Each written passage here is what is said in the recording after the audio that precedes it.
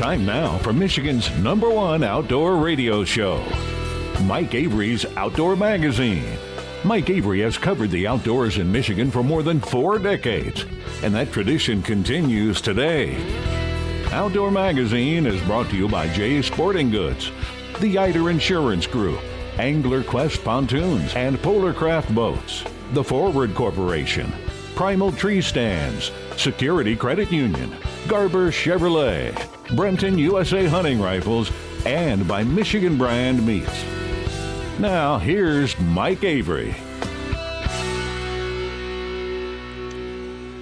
Well, thank you, Ken Hunter, and welcome to another edition of the Outdoor Magazine show right here on the Outdoor Magazine Radio Network. More than 30 stations across the great state of Michigan dedicated to covering the outdoors, the history and tradition of the outdoor lifestyle here in the state of Michigan, the great state of Michigan. And occasionally beyond, we talk about hunting and fishing and shooting and trapping and conservation issues and wildlife issues and even some wild game cooking. If you're new to the show, thank you. I appreciate you joining us. There's a lot of content out there these days, a lot of things you could be listening to, you could be watching that take up your time, your very, very valuable time. So the fact that you are hearing my voice, the broadcast version of the show, or maybe the podcast version of the show, thank you very much. I do think the best way to listen, if you can, is on your local broadcast station. So what is going on here? It's June. It's the first weekend in June. What does that mean? Well, it means turkey season is finally over here in Michigan. It was a long season, and I never did get my bird. I never even had a shot at a bird this year. I only saw 2 longbeards. Could have been the same bird. Heard very few gobbles, and that's okay. The thing that has me concerned is I hope this is not a sign of the future of turkey hunting in Michigan, because I heard the same thing from a lot of people. I'm not going to talk about it ad nauseum again this week, but I am concerned about turkey numbers in Michigan. I got a postcard from my friends in Ontario yesterday from the Ontario Ministry of Natural Resources, which gets your attention right there. It's like, what did I do wrong?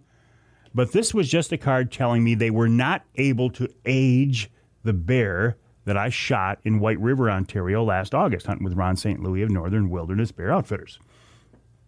They said it was an incomplete sample. Maybe it was a decayed tooth, maybe it was a broken tooth, but they weren't able to age that bear, which is, kind of disappointing. It's always nice to know how old these critters are. I think the oldest bear I've ever shot up there was a sow, and she was 16 years old. She was 260 pounds, a 16-year-old sow. Now, I've shot a couple of what I consider to be good-sized boars, over 300 pounds.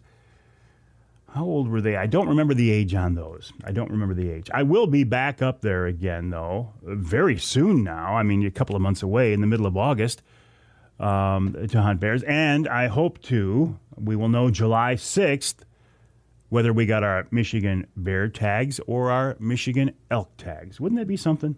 Wouldn't that be something to find out that you got a Michigan elk tag? And let's take it to the next level. Find out it's a bull tag, which is it's an either sex tag, right? But if you get an either sex Michigan elk tag, what are you going to shoot? What are you going to try to shoot? What are you going to target? A bull, right? I have no idea where I would put a mount for a bull elk rack. They're huge, but it sure would be fun. A hunt of a lifetime, maybe. Did you see we have a new state record Michigan flathead catfish? 53 pounds and change. Now think about this. A 50-pound fish. That is a big fish. It was caught out of the St. Joe River by an Indiana guy named Lloyd Tanner. Now, Lloyd, I've never met, but I'm doing some research on him online. This guy is a hardcore catfish guy. He targets cats. He targets big catfish. In fact, I think he was fishing a catfish tournament when he caught that 53-pound and change flathead out of the St. Joe River. I would love to get Lloyd on the radio show here to talk about that fish in particular, of course. Any state record fish is worthy of a radio conversation for sure. But his catfishing in general. This guy he released this fish. He is a true conservationist. Yes, he said, I wanted to catch a state record fish, but I wanted to let it go so somebody else could catch it in the future. So I'd love to talk with Lloyd about that. And I have put in a request. So if you know Lloyd, say, hey, Avery's trying to get in touch with you. I'd love to have you on the show. What else? Oh. I have an angler quest. It's in the slip right now. It's a loaner boat. It's a prototype boat. It's one of the first 2022 models that they made there in St. Louis with the new design. So it's an 80, what do they call it? 84, we used to call them 826. But now it's an 845, no, 86, I don't know what it is.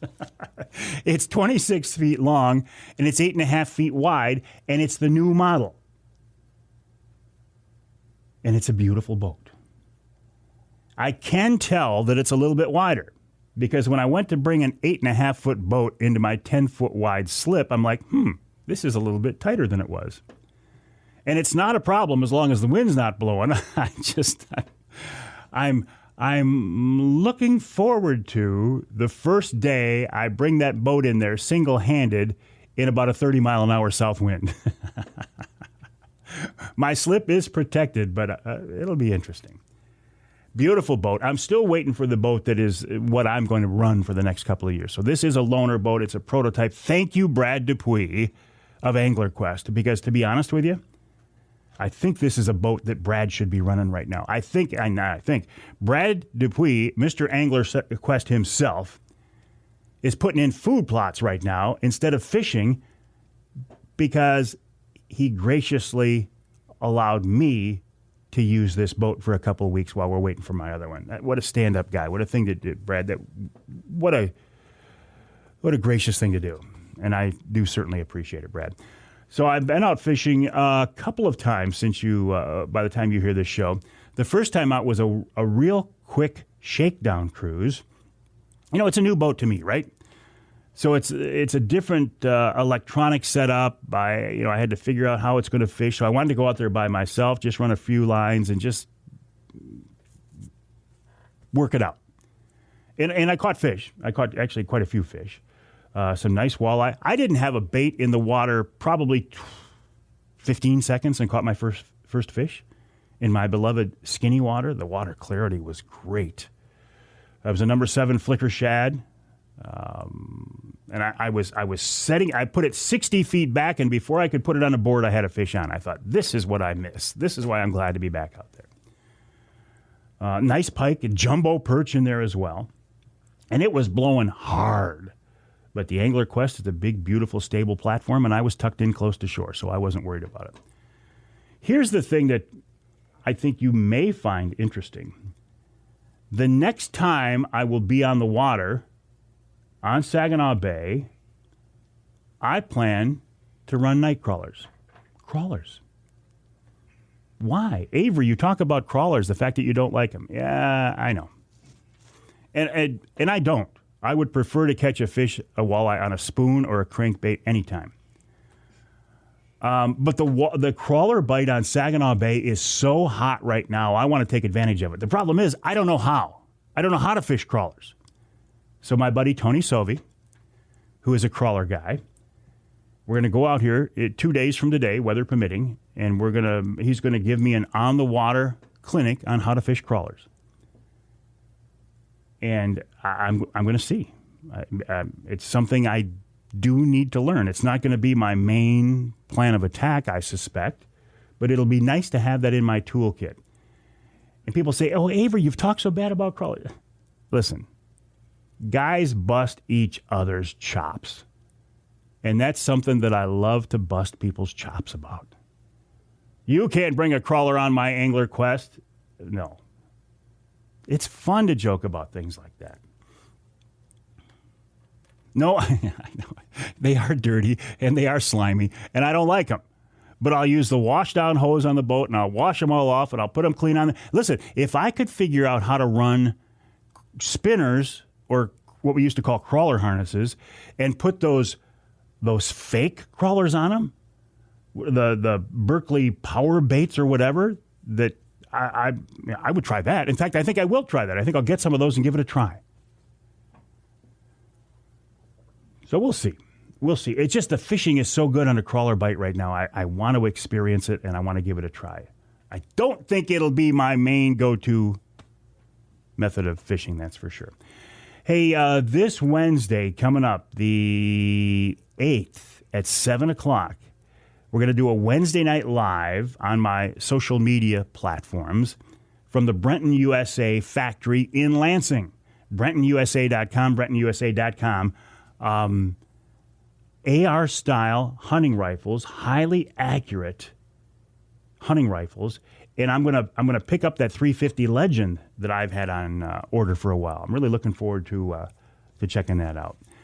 All right, so the rundown for this week's show. Coming up after the break, we're going to talk with John Roby of Chasin Tail Charters at the Straits. A very interesting fishery. Wouldn't it be cool to troll under the Big Mac Bridge? Well, John does that routinely. Tim Zelenka from Adjustable Red Dot. It's a sighting system for people with aging eyes and your compound bow, so you don't have to use a peep sight. In hour number 2, one of the best extreme long-range shooters in the world, and now it's documented, Paul Phillips. He's ranked number 1 in the world in the King of 1 Mile, number 5 in the King of 2 Mile, and he's a Michigan guy. And then in hour number 3, we're talking fishing with Mark Martin, and Dave Minar has another great wild game recipe. All coming up this week right here on Outdoor Magazine.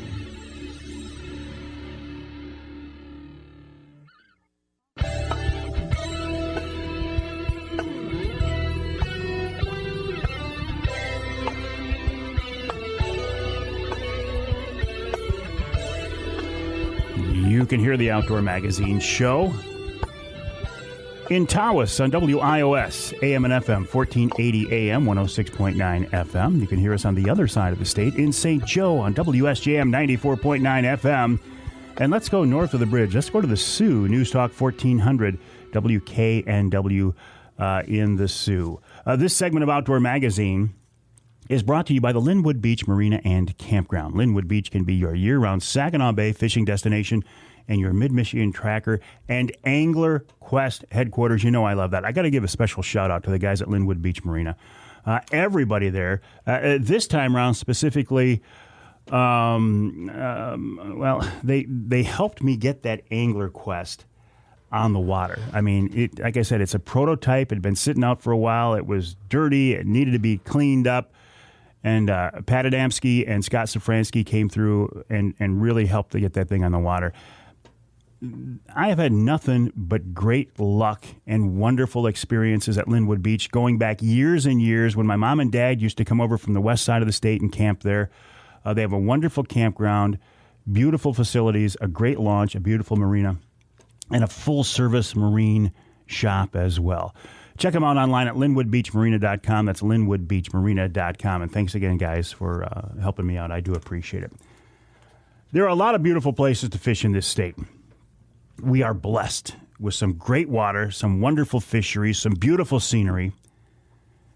Usually, though, we hear about what? Lake St. Clair, muskies and walleye, and these Lake Superior Standard Rock, and Lake Michigan Kings, and the walleye of Saginaw Bay or Lake Erie. But think about tourist destinations in our state. So it's a place that people just want to flock in the summertime. They go up north. They go to the Straits. And we don't hear a lot about fishing in that part of the state, at least the big water. Well, Captain John Roby wants to change that. He's with Chasin Tail Charters out of Mackinac, and he's with us now on the Outdoor Magazine phone line. John, welcome back. How you doing? Hi, Mike. How you doing, buddy? Good. Everything's good. Things are always good when your job is to go fishing, aren't they? Yeah. Unless there's something wrong with the boat. Yes, yeah. That's not so good. Things are always good unless they're bad. Yeah. Welcome to our world, eh? Hey, tell me about your operation.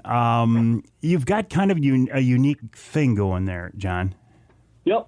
So we're the only charter boat in Mackinac City. I'm running the 31 Tierra Open, and we just they've really turned it into the tourist mecca, let's call it that, in Mackinac, and we're blessed that we can take them out, and they haven't stopped us from fishing under the bridge or anything because the crazies out there and the thing going on with Enbridge and all that. I mean, yeah. We'll hear the Enbridge Waterway Commission come on the radio, and like I was out there the other day, and they were checking the John G. Munson. If they see anything amiss with their anchor system, they're gonna contact them and let them know that they're watching to see that their anchors are secured, because we had that accident. Sure. Now there used to be several charters out of Mackinac, right? What happened? Yep. Seems like we're having to run further and further for fish. And maybe a little easier king bite down towards Sheboygan. It'll start a little sooner. Not that I can't run in that direction, but it just I'm it. And there's a few down in Sheboygan and a couple in St. Ignace, and that's it. So what you offer is scenery and a unique trip, and the fishery. Forgive me for saying this, but maybe the fishing is secondary. Pretty much. I mean, people, they really enjoy it if we can, get them under the bridge, and we'll use the pillars or the lights at night, whatever. It always attracts bait fish. You guys know that, and there's always going to be something around that, whether it's steelhead or we'll catch the occasional Atlantic, or of course lake trout. But yeah, we'll take them in that direction. We'll take them all the way around the island. We can get fish right now all the way around Mackinac Island on that structure. There's plenty of structure out there. That's I was just thinking, have I ever been on the water under the bridge? I don't think so. That would be a pretty cool trip. Yeah, people are, they all say, well, I've been over it, but never under it. You know? Yeah, it's unique to be able to experience that, and fishing around Mackinac Island. I mean, one of the biggest tourist attractions in the state. But from a fishing perspective, again, you got something unique. Yeah, and they're just an arm's throw from, our track, so we can wave to the people, up on the podium there, up on top of our track. And yeah, it's, interaction, so yeah, people get a big kick out of it. They can watch the bicycles go around the island and what all. And no, it's just a nice, clean atmosphere, you know what I mean? So are your clients, are they people who book you ahead of time thinking about fishing specifically, or are they mostly just tourists in the area who go, hey, we got a spare day, we got an off day, let's find something else to do? Yeah, I do get, booked ahead of time, especially in the July months. But for the most part, those are the folks that are really planning their vacations. But we get a lot of walk-ons. Sometimes I'll get calls that I can't even attend to. You know what I mean? Last year we had upwards of 20 calls a day that we couldn't attend to. So. Well, that's crazy. If you got 20 people looking for a charter, I'm surprised there aren't more guys up there. Yeah, well, it can be a tough place to fish too. You know what I mean? If you can't plug in and you can't get them, I'm not going to blow my horn, but we work hard at getting fish. When these other boats go out there and strike out, and I'm one of the crazy guys that guarantee fish. If you don't catch any fish on my boat, I will not take your money. True story. Yep. I will not. So I put my skills right out there for everybody to see, or the lack of, let's say, not skills, luck. I'd rather be lucky than good. Man, I think I'm going to have a perch rig or something over the side to try to catch something to make it a productive day. Yeah, I don't know of anybody right here in this area anyway that does that. we could have an off day, but we'll run as far as we have to, Mike, to get fish for those folks. Now, you mentioned kings earlier, and the hardcore anglers, a lot of them want these big, beautiful, powerful silver kings. But if you got people who are maybe not as hardcore anglers and they just want to catch a fish, are you targeting Lakers more than anything, John? Yep, I have to, because, people just want to be, catching something all the time. So I have to, make sure that they stay busy on the boat. And I always tell them, hey, if you want a boat ride, go to Shepler's, because, they're lots cheaper than I am. So. Yeah. Well, and there's nothing. I mean, these Lakers today, they're beautiful fish. They're hard fighting fish. They're not like the old greasers or slime balls that people used to talk down about years ago. Yeah, they're not the piece or anything. They're not the greasers of years ago. They started eating gobies, and when they switched their food source, that meat is just as orange as. You can't hardly believe how beautiful it is. Yeah. And it just it's as good as anything on the grill. I don't know. I always tell people you could put it side by side with a king fillet, and I don't know that you could really tell the difference. Yeah. I got to believe too. You got a lot of structure there. I mean, I'm thinking there's not a lot of sand. It must be a lot of rocks, small reefs. What does it look like, John? Yeah, that a lot of clay bottom. It can be hard bottom. Yep, we'll be. We're bouncing off of that stuff. But yeah, we have really good structure. They don't have any problem with finding good areas to troll. And when we do get on a pot of fish, we have to work them. Well, you got to know what you're doing, because I'm thinking if you're bouncing cannonballs off a clay bottom and you come across a little rock reef you didn't know was there, you're going to be in trouble. Oh yeah, you will lose gear if you're not. We have bottom trackers and stuff that we're using, and that helps keep us out of trouble. So. What about Atlantic? Now, I am fascinated by these fish. I feel like they could fill a niche that I don't know. Maybe the kings have left. The Atlantics might step in there, but it seems like they're kind of a hit or miss catch. It's unfortunate, Mike, that they found that they're hard to raise, and they're just not. That was supposed to be the replacement for our kings. Oh well, we'll try these, and this will. No, it's not so much. It's not really working out. We're hit and miss in Presque Isle, Rogers City, all the way up that whole coastline. I mean, if you want to go target them, I would say go right on into the St. Mary's River, where the kids, I call them kids, that's where the Lake State fishery division is there for the college kids, and they are the ones that are responsible for raising them. And, it's just we're not seeing them so much. We might get one occasionally in the mix. What about pinks? Oh yeah, those can be nonstop action. But usually that's a later in the summer thing, and we will get them this year. It's the year for them to come in. So last year we were getting them, but this year we'll really get them. Thing is with them, you got to clean them up and keep them cold. I usually, try to keep them as much as I can right on heavy ice, and because they're a softer fish, softer meat. So when I'm filleting them, I'm trying to do it as cold as I can to really keep them firmed up, How big do they get, John? I don't know. Geez, maybe a big one would be, like 1.5 feet or so long. Okay. That would be probably a pretty good size one. But when they're there, they're easy to catch, or they're just so many of them that. Yep. Any of your high lines are going to get them. Like you'll just start pounding on them things. Yep. Any kind of spoons or whatever. But you 2, 4, 5 color. 100 for the copper. Any of that stuff.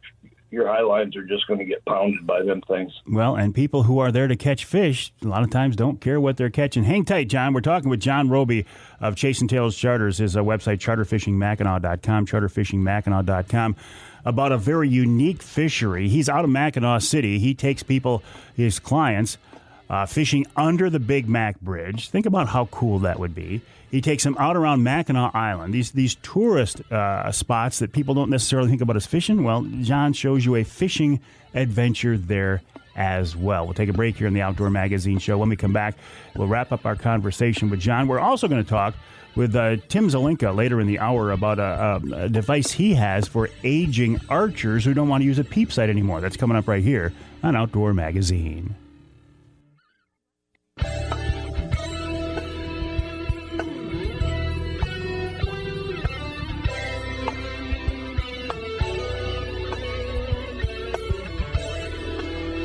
You can hear the Outdoor Magazine Show in Alpena on WZTK, that's 105.7 FM. You can hear us in Carroll on two stations, WKYO 1360 AM and WIDL 92.1 FM.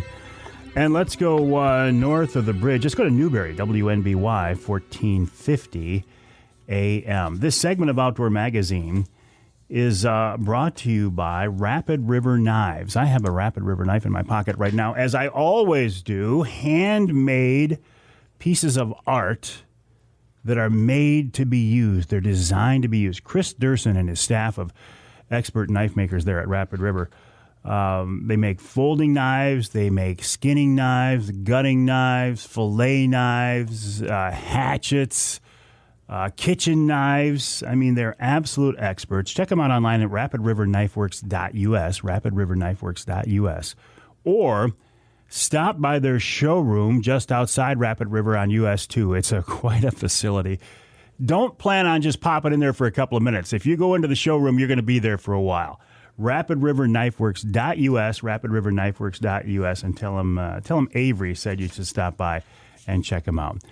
Right now, we're talking with Captain John Roby of Chasin Chales Charters out of Mackinac City, the website charterfishingmackinac.com. John, it sounds like you have just a wonderful resource there. I would encourage people to check it out and see what you have to offer. But I want to follow up on something else you and I were talking about the other day. You discovered something in the river systems up there, in fact, behind your house, that has you concerned. And I just want to touch on that a little bit. What did you see, John? So I'm going to call it the perfect storm, Mike. And this is not a success story here. This is a travesty, really. So the feds, they operate a lamprey weir, and we all know lampreys are bad. They came in our system, got really ugly. Okay, right? Took out the lake trout. So now they think that they have them under control. So they've reintroduced the lake trout to the system, and that's why they're out there now in numbers. And that's all good. Here's the bad side of it. They run an electric weir upstream. Well, and this thing runs 365. What river? What river are we talking about, John? The Mackinac River runs through my backyard here. Okay. And it's water activated, okay, so that if the height of the water comes up, as it did this past spring here, April is when this happened, the water comes up, it turns the red light on, it energizes these grids that go across the river, and anything that goes through there is going to get zapped. And it just so happened that we had a steelhead push at the same time, so we lost a tremendous number of adult steelhead. And at the same time, the DNR guys that were driving the truck didn't check to see if the weir was on. They went ahead and dumped the upstream plant that go ahead and imprint on the river, and we lost 10,000 fish there. They got electrocuted too. I'm going to say the major portion of that plant got zapped. So check your streams and rivers, guys, and see how the feds are controlling the lampreys in your area.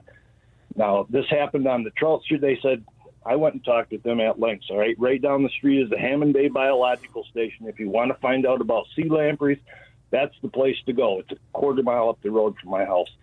Go and check it out. We taxpayers are paying $1 billion to keep this whole operation going. Controlling lampreys is very expensive. So they went ahead. Here's another one. Here's another story. They went ahead last fall and they sprayed the Trout River, which is just barely north of Rogers City.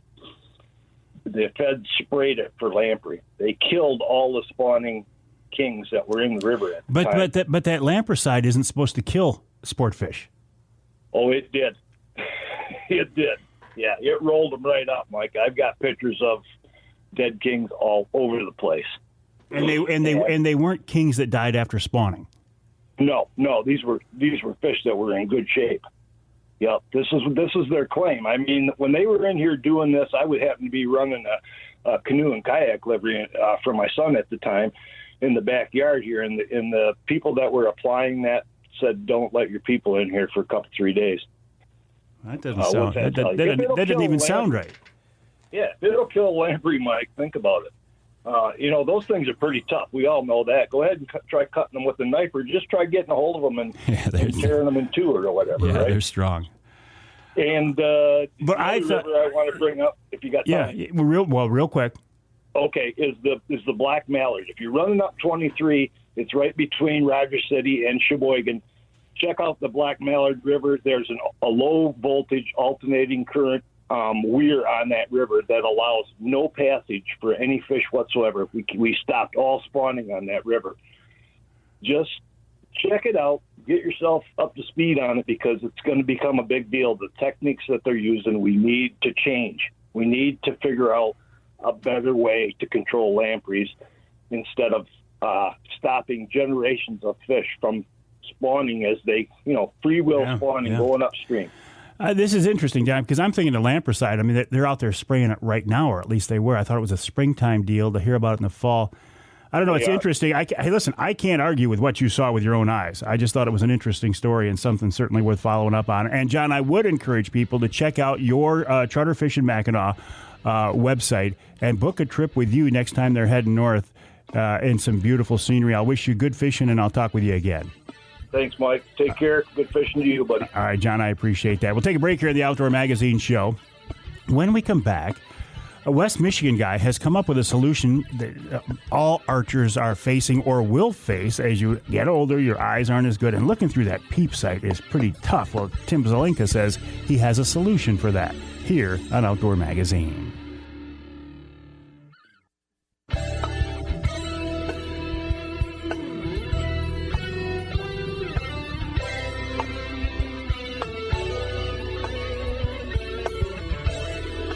You can hear the Outdoor Magazine show in Traverse City on WTCM. That's 580 AM. You can hear us in Lansing on WILS 1320 AM.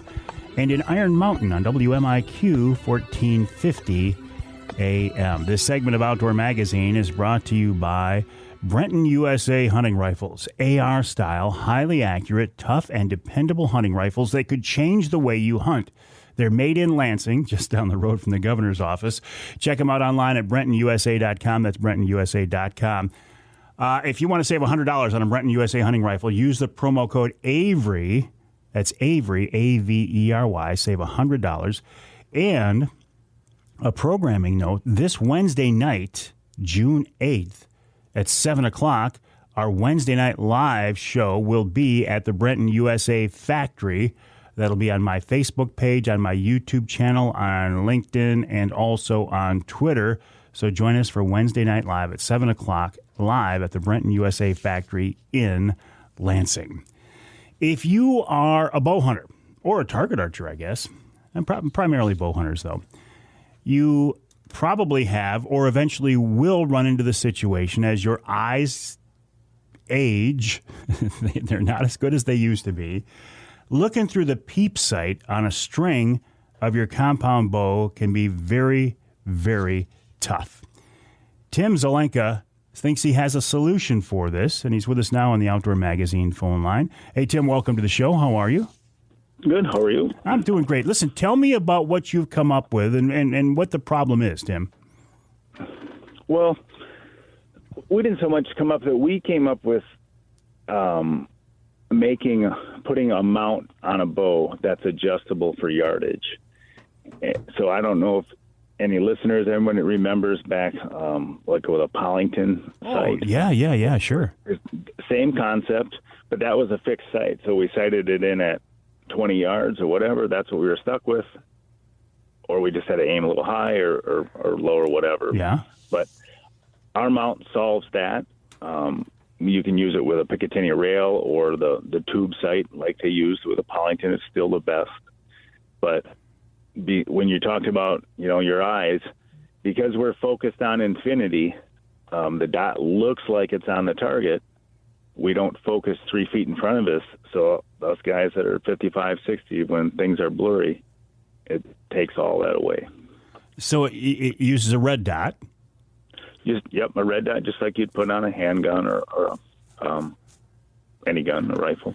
And I want people to understand that this is not a laser. It's not projecting this red dot on the target. It's just an image in your optic that appears as a red dot over your target in your sight.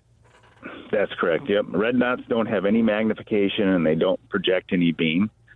It's just a tiny little LED, and that's what you're seeing. And yours is adjustable. That's the difference. The difference, we don't make the red dot itself. Yep. You can use any red dot. We like ultra dots. They're the best tube style, but the mount itself is adjustable. So if you sight it in at 20 and then we move to 25, we use like a little click, kind of like a single pin slider, but maybe one click, now you're down on at 25. But as that sight moves up and down on your riser, it moves on an arc, and that's what keeps the dot aligned with your eye no matter what. So whether you're shooting at 20 yards or 50 yards, you never know that you move the sight. Your anchor point is always the same. Now, Tim, have these, it's called adjustablereddot.com is the website. Has this been out for a while, or is this brand new? Just trying to launch it? It's, for the most part, brand new. We've been, perfecting the mount ourselves for over the past couple of years. But yes, our adjustable mount is new, but the red dot on a bow isn't quite as new. To most people, it's new because they've just never seen it. Right. Well, and bringing a new product like this to market, that's got to be a challenge. Yeah, it's a little tough because we're coming up against, everybody shoots a peep and a pin. That's how you do it. There is no other way.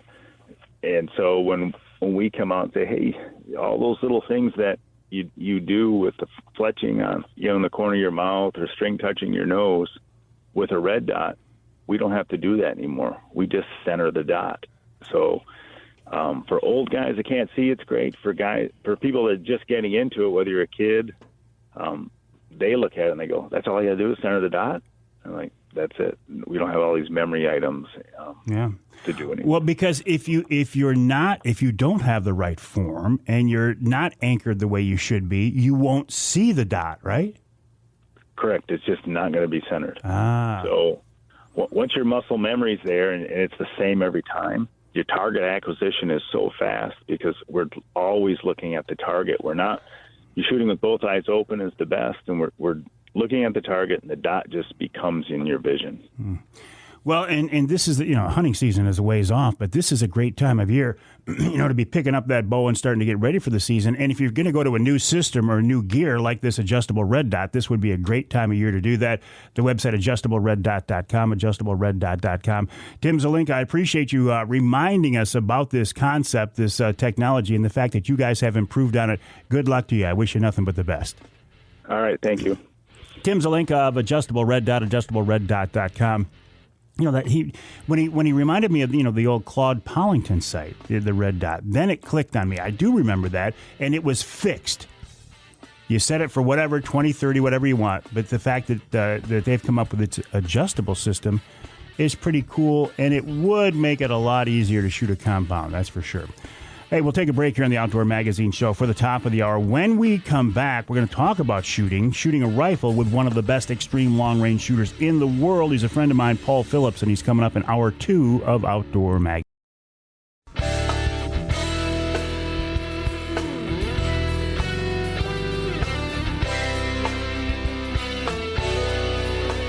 Time now for Michigan's #1 outdoor radio show, Mike Avery's Outdoor Magazine. Mike Avery has covered the outdoors in Michigan for more than 4 decades, and that tradition continues today.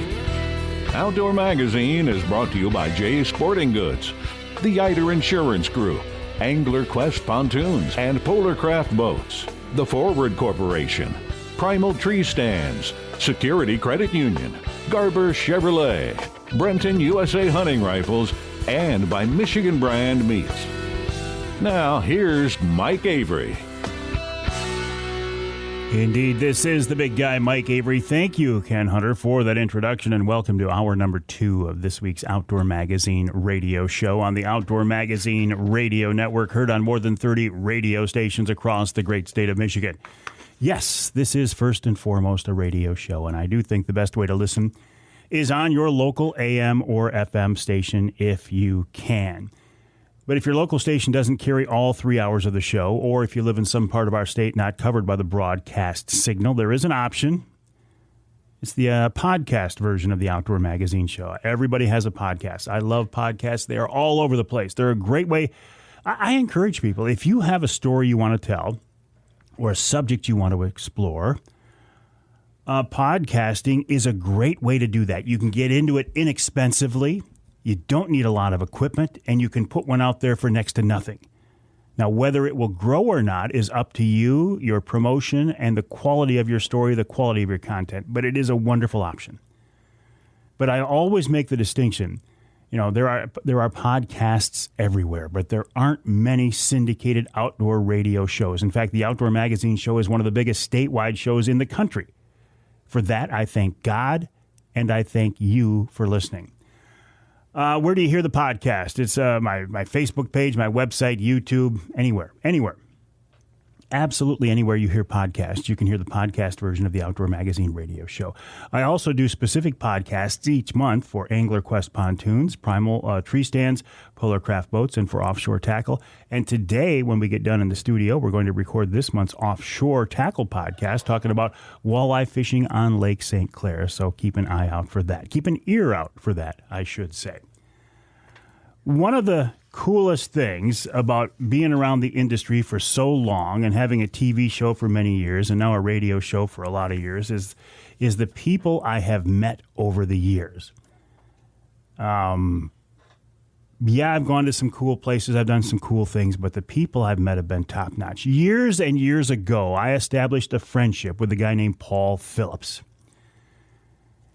I always found, and I call him Paulie, I always found Paulie to be a very interesting guy, a very sincere guy, a very intense guy, a very precise guy, and an expert when it came to shooting. But I didn't know just how good the guy was. These days, Paul Phillips, and I've always called him one of the best extreme long-range shooters in the world. Well, now there's proof of that. Paul has been ranked in the world the number 1 shooter in King of 1 Mile and number 5 in King of 2 Mile, and he continues to raise the bar and set new standards when it comes to extreme long-range shooting. And guess what? He's here on the Outdoor Magazine phone line. Paul, welcome back to the show. How have you been, buddy? I'm retired. 2 words. I'm retired.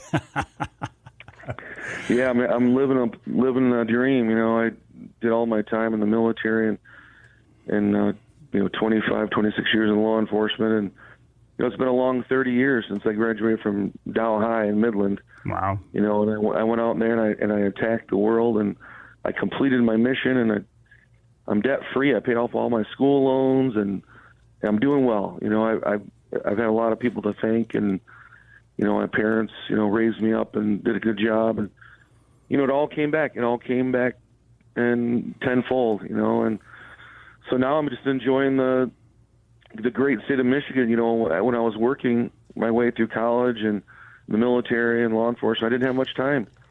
But now I have all the time in the world, and I just can't wait to explore all the wonderful things we have here in the great state of Michigan. And, your show is awesome, Mike. You talk about all the latest things to do, and it's great for us retired folks to follow along and listen and go adventure out there. Gosh, you're making me feel old now. All us retired. I'd like to think that people under 40 would actually listen to the show occasionally too, Paul. Well, yeah. I mean, obviously, there's those folks too, but it's rough out there these days. You try to find a weekend or a day off to go do something, and it's good medicine, right? When you get out fishing for the day or hunting, just to get away from all the crazy world we live in today. It's hard to be stressed when you're on the water. Absolutely. When I get on the water, I forget about everything. So, hey, I got to ask you, though, Paul, how did your interest in shooting begin? Was it in the military? Was it in the Marines? Or did it go back to even before that when you were a kid? It was when I was a kid growing up. My whole family, they were, farmers, and they hunted for their food, and it was a necessity. And me and my brother growing up, we had, BB guns, and that's kind of where it all began. We were just shooting pop cans, see how far we could shoot them and knock them over. So that was kind of, where my love for shooting came from. And then obviously hunting with my father. And then going in the Marine Corps, I was an infantry rifleman, but I was in a scout sniper platoon, and that's kind of where I started to learn about all the, the ins and outs of long range shooting. And then when I got out of the Marine Corps, I started competing in long range rifle on the U.S. rifle team and starting setting records. And then, it's been a lifetime of involvement with long range shooting and learning the trade. So, what's the longest documented shot you've made at this point? Well, my team, we continue to go out and do these exhibition shots, we'll call them, where we go out in the desert, we're practicing and trying to learn more about the science of accuracy and experimenting with different companies with their products. We've done 2 miles, we've done 3.4 miles, and we've done 4 miles on camera. Wow. With my team, yeah. It takes a team. You just can't go out yourself and do it, but it takes a team of people to help, for safety, spotting. And now we're going to be going for 5 miles this year. We're just waiting for a few more components that are going to be custom made for my rifle to see if we can't, shoot a target 5 miles. Oh, my gosh, 5 miles. Well, how big of a target are we talking at 5 miles? We're going to go with a 1 minute of angle target. So 1 minute of angle at 100 yards is 1 inch. So 1 minute of angle at a mile is about 18 inches. 2 miles is about 36 inches. 4 miles is about 72, which is 6 feet at 4 miles. And then probably, I don't know the math, probably 7 feet. Jeez. At 5 miles. But that's crazy. And what caliber? You don't take something off the store at Jay's, off the shelves at Jay's to do this. Are these custom made? what are these guns? It's just a 416 Barrett. That's kind of what we're using at the King of 2 Mile right now. The 416s and the 460s and that realm. 375 to 416 to 460 are the 3, I think, main calibers everybody's using to compete at 2 miles. So is the 50 cal, the military 50 cal, that's a long range gun, but is it just not as accurate as you guys need? A lot of people use those in the 1,000-yard bench rest 50 caliber Shooters Association out in New Mexico. They use a lot of those 50 cals for 1,000 yards. I'm really not sure why the 50 caliber hasn't been used. They've used it in some competitions. It just hasn't done that well for the King of 2 Mile. I'm not really sure. Just the dynamics of it, the design of it. People are going more toward the 416 Barrett, the 460 Steyr, and the 375 Chi-Tech. And so there's some Wildcat cartridges too, derivatives of that same. But those are the kind of the heavy hitters right now for the extreme long range game. We've used a couple of terms, King of 1 Mile and King of 2 Mile. What is that? What does that mean, Paul?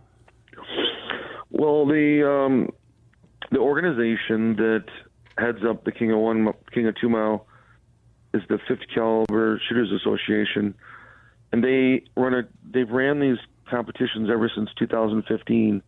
And back then they started competitions from 1,500 yards to 2,000 yards.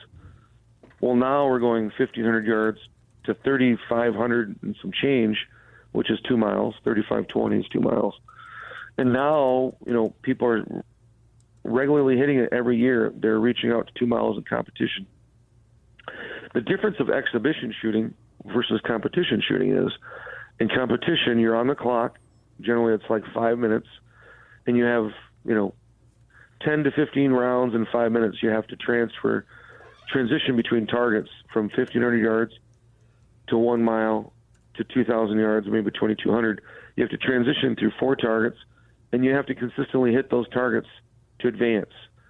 And then the ranking that you just mentioned, the way they work in the ranking is you have to consistently hit those targets at least 2 times out of 5 to advance and for that distance to count. And the rationale is it wasn't just a one-hit wonder, that you backed it up with a second impact. So that shows that you have the ability to hit the target more than once, consistently, in a row, and transition through the plates out to a certain yardage.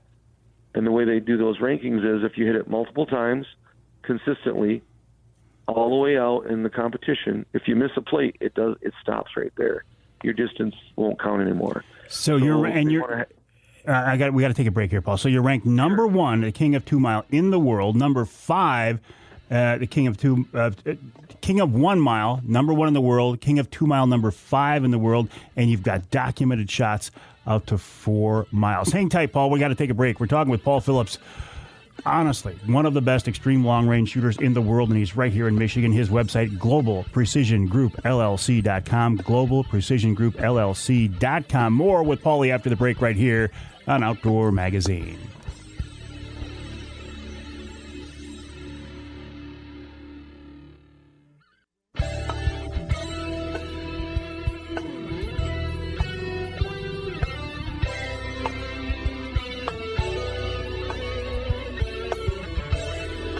You can hear the Outdoor Magazine show in Sheboygan on Big Country Gold, WCBY, 1240 AM, 100.7 FM.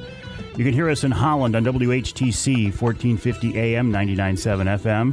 And you can hear us north of the bridge in Marquette. Let's go to Marquette, WDMJ, 1320 AM. This segment of Outdoor Magazine brought to you by MUCC's On the Ground program. OTG is a program to improve habitat for fish and wildlife across the state. For details, check out the Michigan United Conservation Club's website. That's MUCC.org.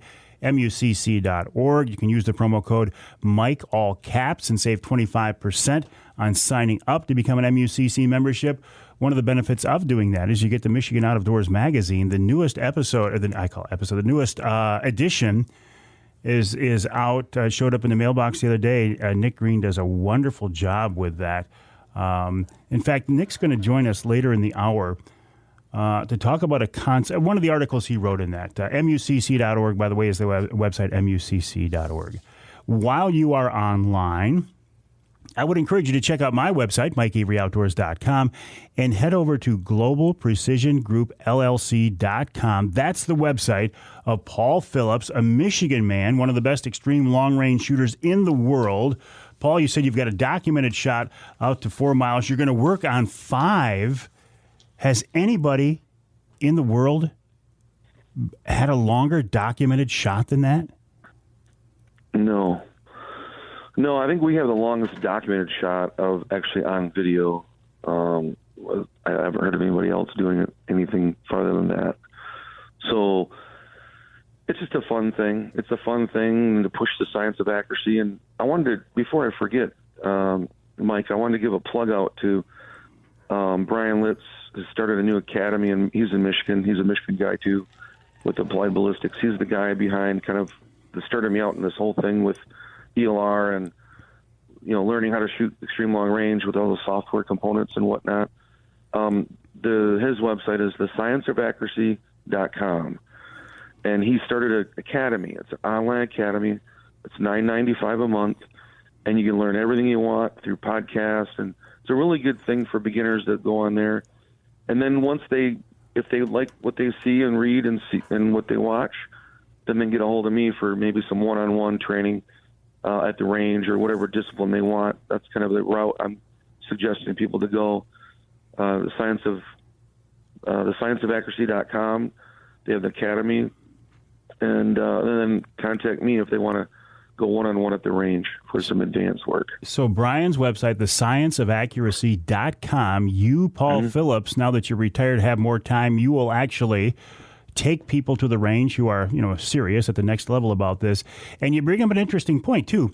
It's not just you who is ranked in the top 10 in the world. Michigan makes a pretty strong showing there, don't we? Absolutely. Brian Litz with Applied Ballistics, he's ranked 3rd in the light class. And I think, Raymond Gross is another guy, light class, he's in the top 15. So there's quite a few of us in the top 15, 20 in the world right here in Michigan. Another discipline that we don't talk about a lot on this, but it includes long range, is precision rifle series, and they're really coming on strong. We got two really hot shooters, Chad Heckler and Francis Cullen, and they are also AB influencers, but they are just killing it in the PRS world, and they're in southern Michigan. What's PRS? What's PRS, Paul? It's Precision Rifle Series. It's mostly younger guys, and they do barricades, and they shoot from like 200 to 800 yards mainly, and they're shooting targets. They're running around and doing obstacles and that sort of thing. Is that more defensive type, military type, law enforcement type shooting? No, I would say it's a precision rifle discipline. They're using 6mm and 6.5mm rifles, magazine fed, and they use obstacles. They shoot out tires, fences, posts, and boats. I mean, they have all these different types of things that they do to shoot out of. It's kind of a very interesting, fast. They shoot a lot of rounds, and it's an up and coming discipline out there. I'm a little bit too old, I think, to do it, but for the younger guys, it's kind of fun and very challenging. Where I'm more of a prone bench rest guy, belly shooter they call us, for more extreme range. But I just want to give those guys a shout out. They're doing very well, and they're also tied into the Applied Ballistics family as well as me. And just a lot of good information out there. A lot of these guys, Michigan shooters, are doing very well in many different disciplines. So it's a great place to shoot and learn how to shoot. And also, too, I learned of a obviously I have Marksmanship Training Center in Lake City. They're a place you can go shoot and get memberships to the public. But also this academy just started just months ago. So this online academy where people can go on there and get a lot of information about long-range shooting. And then obviously if they want to reach out to me or other folks, in Michigan for a lot of good training. But all right, so if somebody, they're a hunter or maybe a shooting enthusiast, and they say, "Look, I'm intrigued by this. I want to take this to the next level." Mm-hmm. They're not going to have a rig like you do. They're not going to have that kind of gun and gear. I mean, what should we look at if we're just interested in doing some long range shooting? There are a lot of different calibers out there these days, Paul. What do you suggest? Well, again, it depends on what you're hunting or what kind of sport you want to do. I would suggest, just getting online and looking at, Googling extreme long range, Googling F-class, Googling PRS, and kind of see how they're doing things and what they're doing and maybe what might interest them. If you're just a Michigan hunter, I don't want to say if you're just. Right. If you're a Michigan hunter and all you're doing is hunting, then you'd probably want to, get something that's going to be more applicable to the game that you're hunting, right? Whether it be elk or whitetail or small game or varmint, it depends. But we talked about this before, good varmint rifles, they got the 17, the 22s, and, going up to mid-level animals, the 6mm, 6.5s, and that's kind of what the PRS game. And then you go up to the heavier gun where 30-06, 300 Win Mag, and then you go to extreme long range with 338 Lapua, 416 Barrett, 375 Shy Attack. So there's a realm of cartridges there you could choose from. I think the 6.5 Creedmoor is a very popular cartridge. It's kind of like the Dual, I think. It's kind of a mid-range cartridge that can do a lot of things, and it's available. The ammunition's available to the public, and there's a lot of good choices at Jay's to go across the counter and, get a very good shooting gun that can handle pretty much anything from 100 yards to 1,200 yards. You mentioned 22, and in one of our previous conversations, there was some interest at the time in taking 22 rimfire out as far as you could because everybody's got a 22. It's inexpensive, and it just sounds like a lot of fun.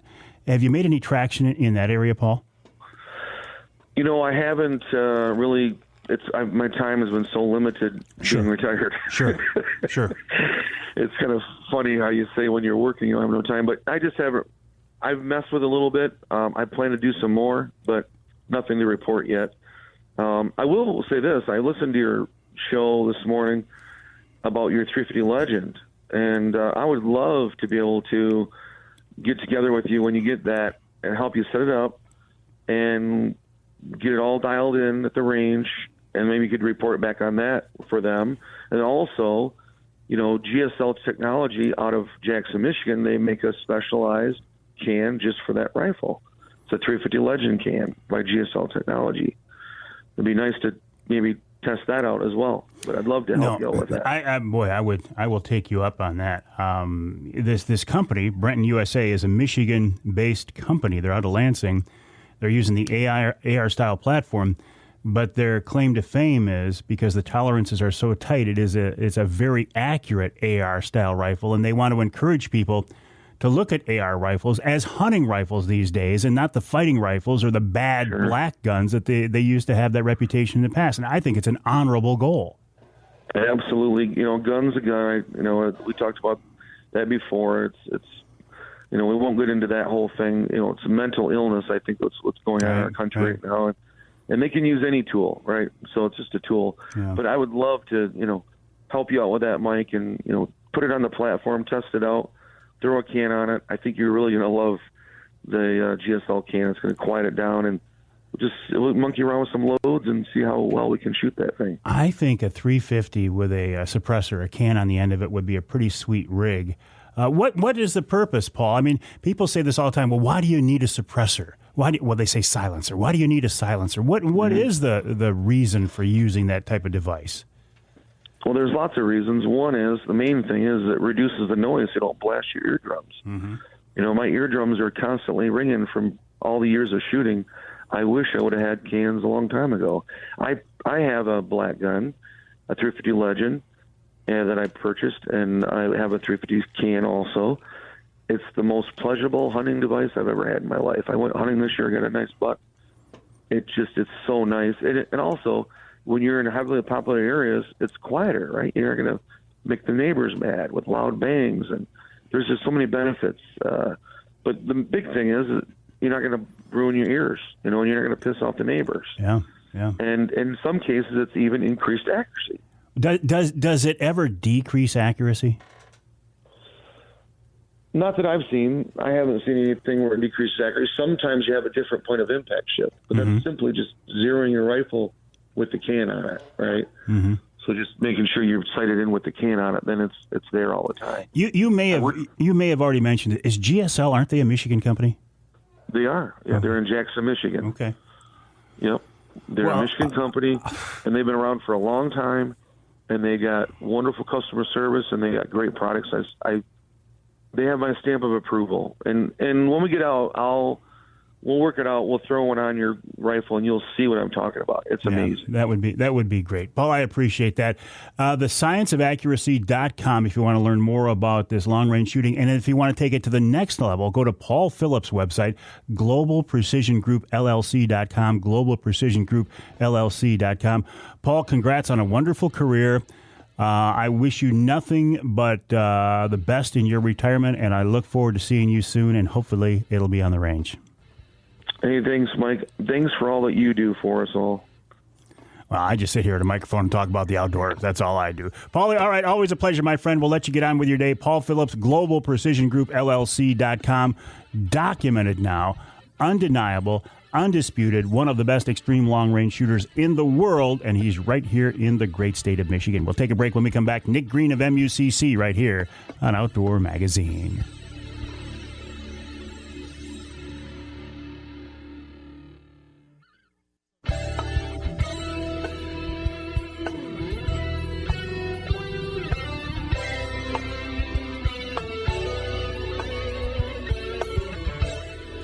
You can hear the Outdoor Magazine show in Port Huron on WPHM 1380 AM. You can hear us in Manistee on WMLQ 97.7 FM. And you can hear us in Escanaba, the Riviera of the North, on WCHT 600 AM 95.3 FM. This segment of Outdoor Magazine brought to you by Versa Skins. Just change your skin for the season you're in. Michigan-made Versa Skins, a great solution to the high cost of hunting clothes. Why buy a bunch of different hunting suits in different camo patterns when you can snap on and zip on a different outer shell and save a lot of money and have great quality clothing as well? Check them out online at versaskins.com. That's versaskins.com. Also, while you're online, check out the website of Michigan United Conservation Clubs. It's mucc.org, mucc.org.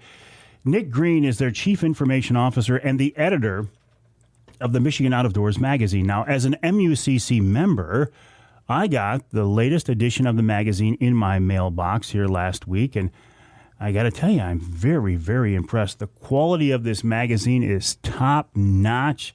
The writing is first class, but there was one article that really got my attention. In fact, it was written by Nick Green, who is with us now on the Outdoor Magazine phone line. Nick, welcome back to the show. How are you this week? I'm doing well. Thanks for having me, Mike. Always a pleasure. Listen, congrats on the overall magazine in general. I mean, I've always looked at it with respect. It's always been a great magazine, but I think you've taken it to a new level. But you also write much of the content, and there was a piece you had in there about 1,000 cuts that really got my attention. Can you tell me more about that, Nick? Yeah, we just, in the hunting, fishing, angling, shooting world, we're all kind of in this big tent together, especially as the world kind of becomes more polarized. And, we need to stick together is kind of what the one sentence short about what the piece is. But really, it was a story about me meeting some beaglers who came through my yard.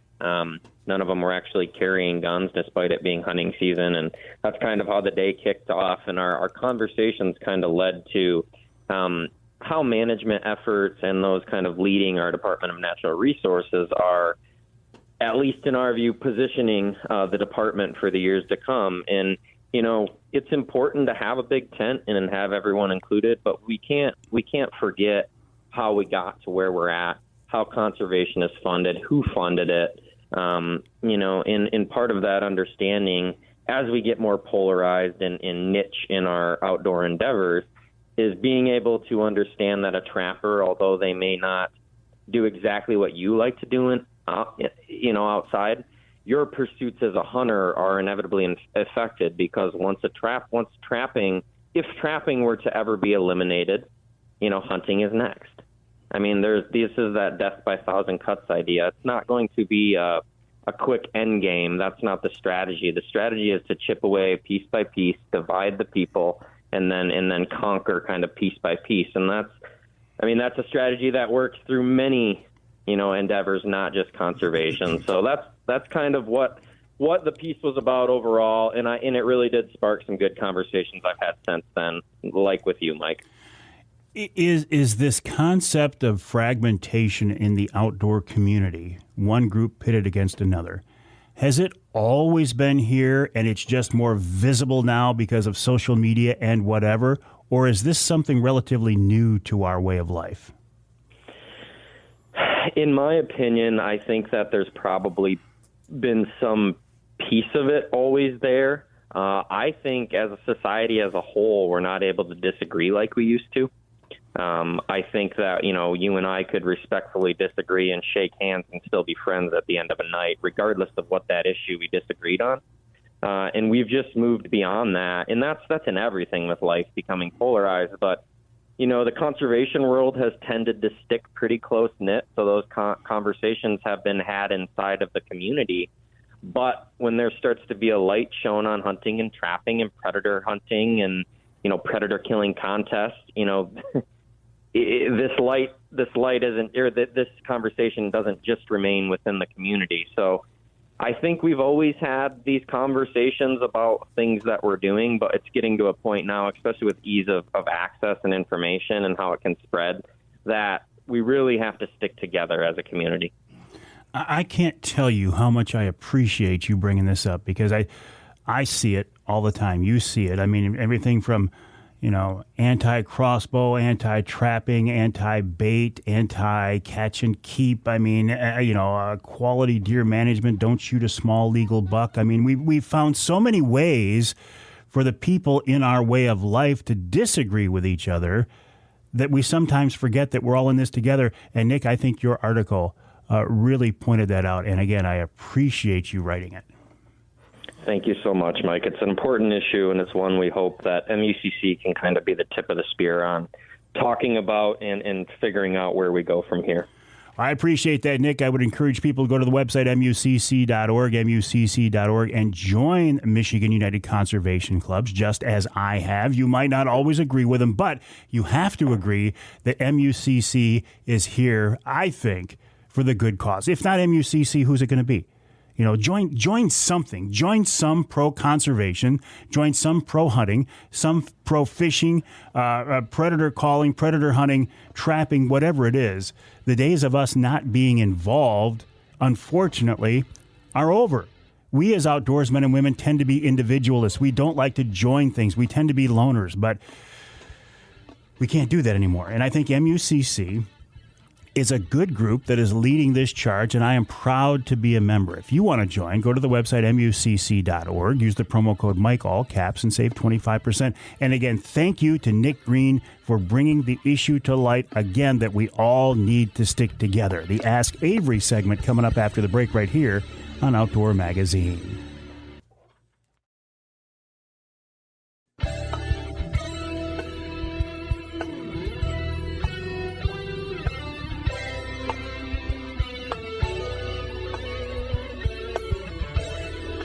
You can hear the Outdoor Magazine show in Flint on Sports Extra 1330 WTRX. You can hear us in Houghton Lake on 98.5 WUPS and in Ludington on News 97.98, 98.7 WLDN. The Ask Avery segment is brought to you each week by Security Credit Union. Security Credit Union loves to work with outdoorsmen and women, and they can help you with your next outdoor adventure. Check them out online at securitycu.org. That's securitycu.org. And again, the way the Ask Avery segment works is this is your chance to get involved in the content of the show. You can send me a question that you're looking for an answer. I can answer it. I can pass it along to an expert, maybe somebody in the DNR, MUCC. This time, Philip Lowe sent me the question in an email, Mike at MikeAveryOutdoors.com, Mike at MikeAveryOutdoors.com, and that is the best way to get in touch with me. He says, Mike, I'm looking to get a crossbow. What would you recommend? Characteristics that I look for, are any brands better than others? My response was, how much are you looking to spend? He says, not sure yet. I bought a used one a couple of years ago for under $200. It was a basic model, but I'm looking to step up. Well, I have some thoughts on this, but I thought, why should I make my suggestion when I know one of the best guys in the industry to go to? His name is Dave Thomas of Bowhunter Planet, bowhunterplanet.com, and he has graciously agreed to jump on and help me flesh out this week's Ask Avery segment. Dave, welcome back. How are you? Hey, Mike. How are you doing? I'm doing great, Listen, Bowhunter Planet, Dave Thomas, industry experts, undisputed. So I'll throw this out to you, and I'm sure you get this question a lot. And especially from people who make the switch over to a crossbow, they're not sure. They buy a very inexpensive one, and they come back down the road and say, "I'm looking for something a little better." What is your advice, Dave Thomas?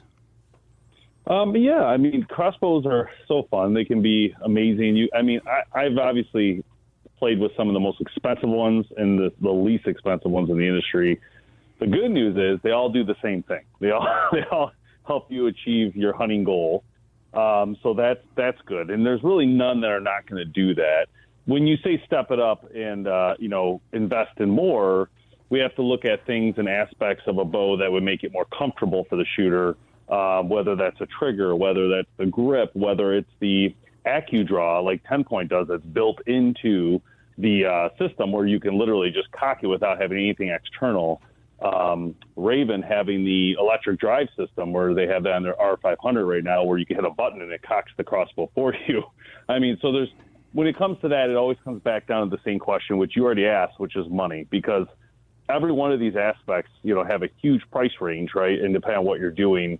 What I like to see right now, what I've been looking at heavily, is the Wicked Ridge line from 10 Point, because what they've been doing is making crossbows that are hitting some of those high speeds, like 400 feet per second, like the Raider 400, but also having a decocking and cocking system, allowing you not to have to shoot your crossbow at the end of the night.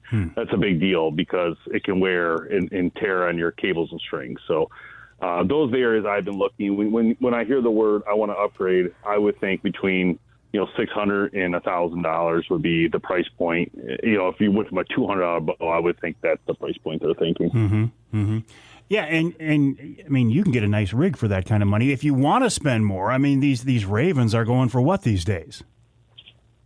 They're around 3,200, I believe, 3,000 right there. They're over 3, but somewhere there. And 10 Point as well with the new NXT 505 or Nitro 505. I will tell you, my son James bought a 10 Point Siege with that built-in cocking mechanism you were talking about, and I was impressed. That thing is, man, it's so cool.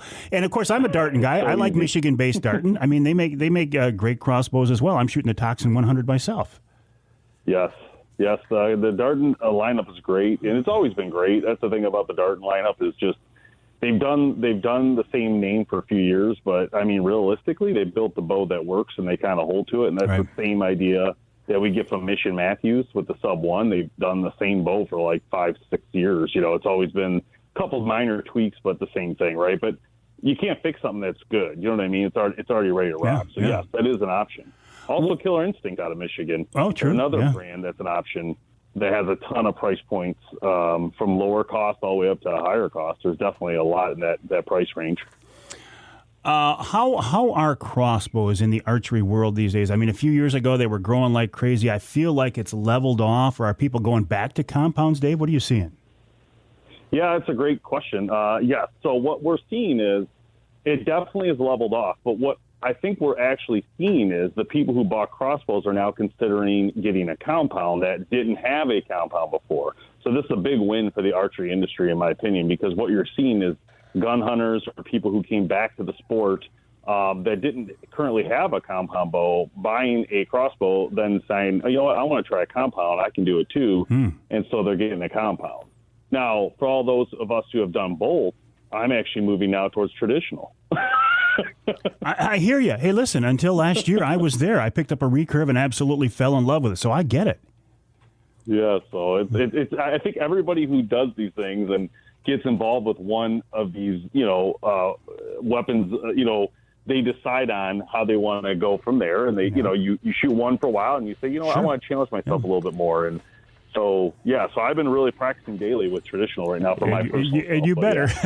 Dave Thomas at Bowhunter Planet, bowhunterplanet.com. Dave, what a definitive expert when it comes to archery and crossbows. I appreciate his input. Also, I appreciate the question from Philip Lowe on what to do with a crossbow. And I really appreciate the folks at Security Credit Union helping to make each week's Ask Avery segment possible. Check them out online, securitycu.org, securitycu.org. Bowhunterplanet.com, by the way, for Dave Thomas. Hour 3 of Outdoor Magazine coming up after the top of the hour.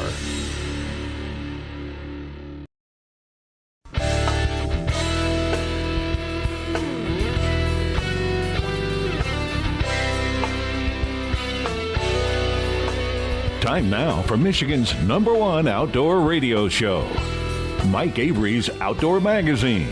Mike Avery has covered the outdoors in Michigan for more than 4 decades, and that tradition continues today. Outdoor Magazine is brought to you by Jay's Sporting Goods, the Eider Insurance Group, Angler Quest Pontoons and Polar Craft Boats, the Forward Corporation, Primal Tree Stands, Security Credit Union, Garber Chevrolet, Brenton USA Hunting Rifles, and by Michigan Brand Meats. Now, here's Mike Avery. Indeed, this is the big guy, Mike Avery, and welcome to hour number 3 of this week's Outdoor Magazine show, right here in the Outdoor Magazine Radio Network, more than 30 stations across the great state of Michigan. And so glad to have you along with us as we kick off this month of June. Man, time just continues to fly, doesn't it? I love June. June's It's my daughter's birthday. It's my birthday. It's the start of summer, and it's some great fishing. I love the month of June. I love to fish. Walleye fishing on my home water of Saginaw Bay is just one of my favorite things to do in the outdoor world. And I'm not very good at it. Honestly, I'm not. I mean, I got my charter captain's license so I could legally and above board and keep everything, nice and safe and legal when I do these charity fishing trips that I offer out in the bay on the Angler Quest. And I catch my share of fish, but there are a lot of days when people go out there and just spank me, catch far more fish than I do. I don't pretend to be an expert. I'm not. There are days when I struggle, but nobody enjoys it more than I do. There's something about being out there on the water that just takes away any bit of stress that you have in your life. And, your worries tend to stay back on shore. And if you catch fish, it's just a bonus. But I love it. I'm not great at it because I'm not serious enough about it. I'm not detail-oriented enough about it. I'm not one of those people who can tend to think like a fish. I don't have that ability. Okay, well, if the weather's changed or if conditions have changed, they were here yesterday, where are they going to be now? I can't think that way. But man, have I been lucky to know some people along the years who can think that way, who are blessed with that ability. And I'm thinking right now of a guy named Mark Martin, and you know that name. Mark was a guy who cut his chops on Muskegon Lake, the Muskegon Channel. He became very well known for chartering out there, fishing trips, especially after dark. And honestly, the Michigan DNR master angler limits were raised from what used to be, 9 pounds, and then went up because Mark Martin was putting so many of his clients in the master angler book because he caught so many fish that were that size and bigger. And then Mark went on to get in the world of a professional walleye fishing, the tournament trail. People said, oh, no, he's one-dimensional. He's a nighttime fisherman on that body of water. And guess what? The very first National Walleye Championship was won by Mark Martin, not at night and not on Muskegon Lake. So I think he proved him wrong, didn't he? Well, in the many, many years since then, Mark has gone on to really create a name, a legacy, a business around his fishing ability, and not just walleye. And he's with us now on the Outdoor Magazine phone line to help us wrap up this week's show. Mark, welcome back to the show. How are you? Hey, not too bad, Mike. Hey, thanks for all the great accolades. I mean, that's, it gets me thinking in all the years and everything. And yeah, I am anal. That's what it does take. And I tell that in my seminars. And, and I'm passionate. I'm passionate about what I'm teaching. I'm passionate.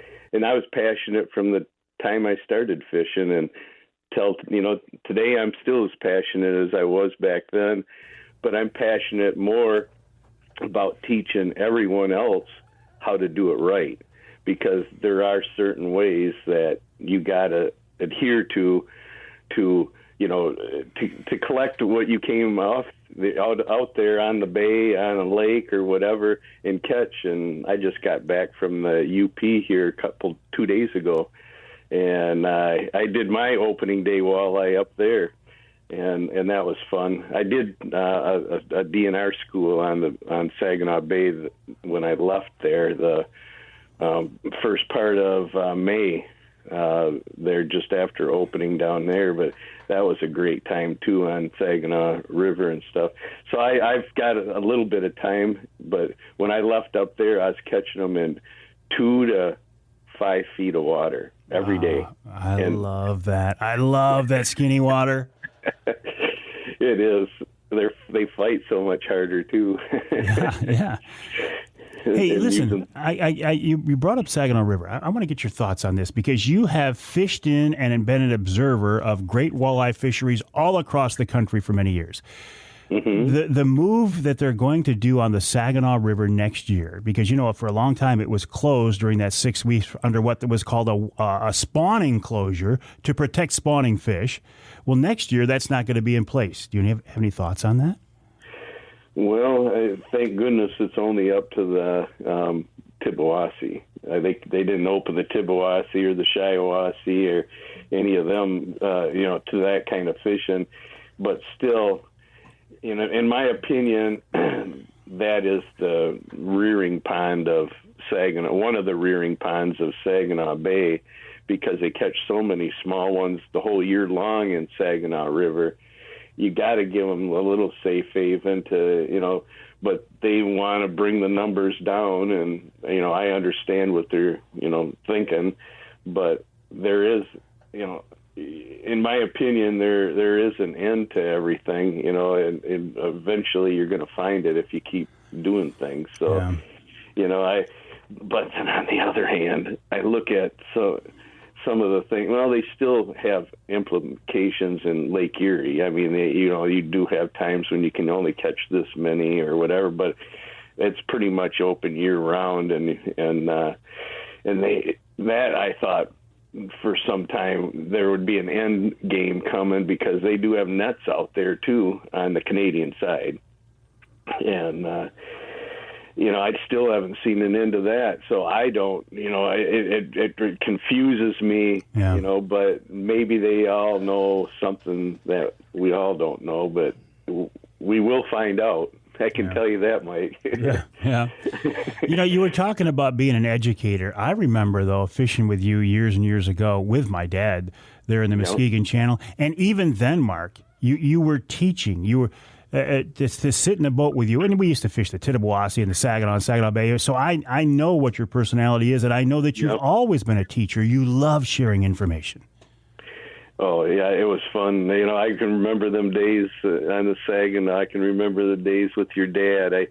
Just little things that you say or somebody says to me trigger it. And I guess I never not teach, because I wanted everybody that I ever fished with my whole life to know what they were doing in my boat, not just going out in my boat and reeling a fish in. I give them the basics, and as I see they can eat a little more, I feed them a little more, and so sometimes by the end of some trips, they had progressed from a real novice to very good, so as much as I can see I can feed somebody in the time allotted that I got with them, I always see an improvement before I let them go. And that's one thing I can say about my schools, too, is they may start at one level when they enter with my school. They leave at another level, and even they can see that, wow, without this added little kick along the way, I still be floundering out there in the sea or Saginaw Bay or wherever I'm at. Now I got a direction. I'm going out there and I'm going to use this, and if that don't work, I'm going to use this, and if that don't work, I'm going to, instead of go, what do I do now? I take that out of their mind. Yeah. Do you take the summertime off from your fishing vacation schools? No, I'll be on Saginaw Bay here on June 19th through the 22nd out of Linwood Beach. We're going to have another open water school of mine where we go out on the people's boat. So I have my pro staff, and we're all going to be there. There's going to be 4 of us, and we're going to look their boat over before we ever put them on the water. If we got to make changes, we got to make changes. And then what kind of changes would those be, Mark? Well, a lot of people, they get a graph for Christmas, graph for their birthday, just get a graph personally at wherever they get one. And they go and pop it on their dash, and they run the cords back and throw a transducer on the transom and go, there, I'm going to see all the fish that are underneath me. And we come in, we go, wow, look at this. The thing isn't even in the water. or it's so far underwater that it's throwing a rooster tail up to the sun.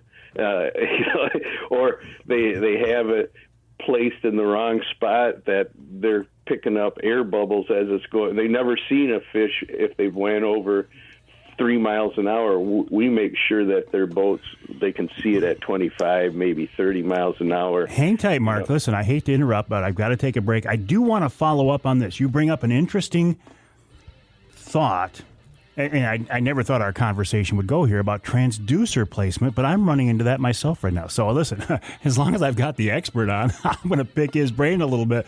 We're talking with Mark Martin, Michigan's Mr. Walleye. You can learn more about him at markmartins.net or fishingvacationschool.com, and we will continue our conversation after the break right here on Outdoor Magazine.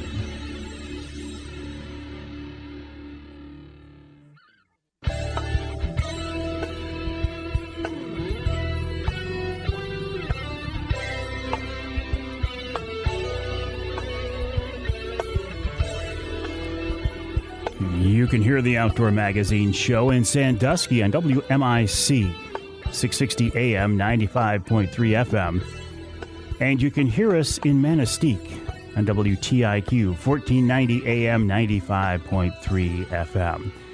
This segment of Outdoor Magazine is brought to you by Michigan-based Boning Archery. Boning has been a leader in the archery industry for 76 years. They continue to innovate, come up with new products, new techniques for manufacturing their gear.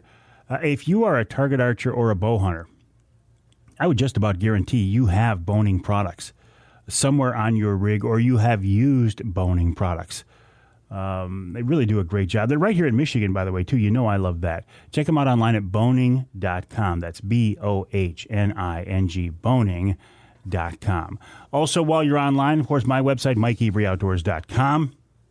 And check out markmartins.net and fishingvacationschool.com. Those are just two of the many online presences of my guest this hour. His name is Mark Martin. You know, I'm Michigan's Mr. Walleye. Mark, before the break, you kind of veered off into a topic I didn't expect we'd end up in, but I do want to follow up on it.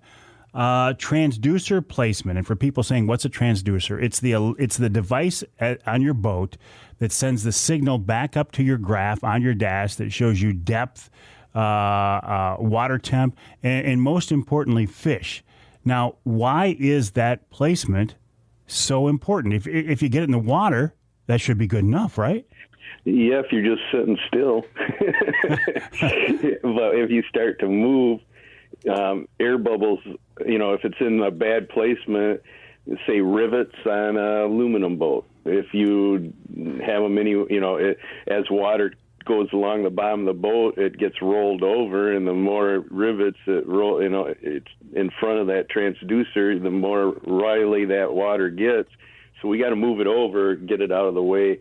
Now in some boats you got a keel, little keels on the bottom, little differentiation in the flat bottom of your boat.